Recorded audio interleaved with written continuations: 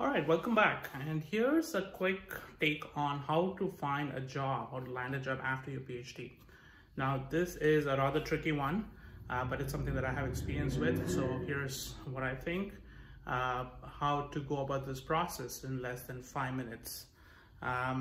So 5 steps, and let's look at each one of them a little carefully. So again, this is not a magic bullet or promise that you'll find your dream job after these 5 steps, but I promise you, with a lot of effort, a little bit of patience, and some smart thinking, you're well on your way to getting the job that you desire with these steps that I'm suggesting to you. The first thing, I think you need to step back and start early. I think my biggest suggestion to all those in a PhD program is start as early as you can, preferably in your first year, if you're aiming for 5 years of your PhD, or some of you might be in a European program, which is for 3 years. So start early, start publishing, which is very crucial for you to establish your credibility as a scholar, as a thinker, as someone who's engaged in your particular discipline, regardless of what it is, whether it's biochemistry, whether it's physics, social sciences, economics, or what have you, right?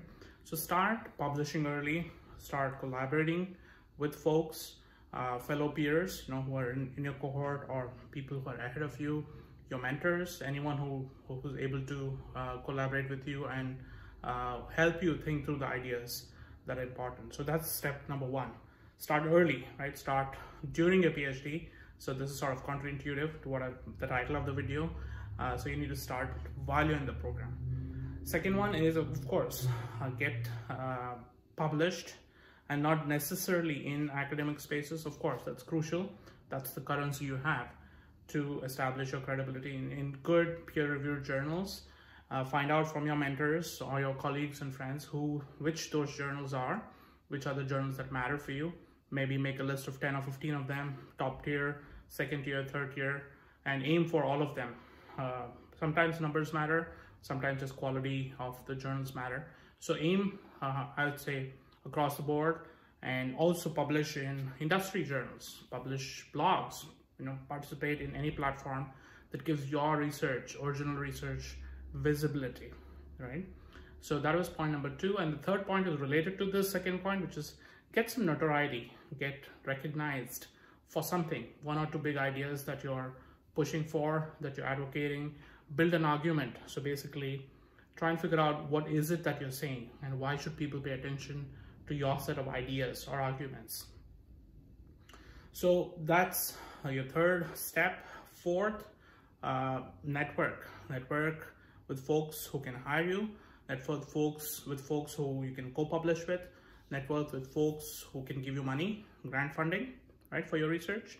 So essentially keep your networking hat on at all times, at conferences, at business meetings, during casual, lunches that you may grab with people. So at any opportunity that you can meet people, grab that opportunity. Don't be shy. Meet people wherever they are. You won't believe the number of opportunities I've been able to get just by a random email. Reaching out proactively is very important. Asking your friends to make connections with others who may be helpful is good.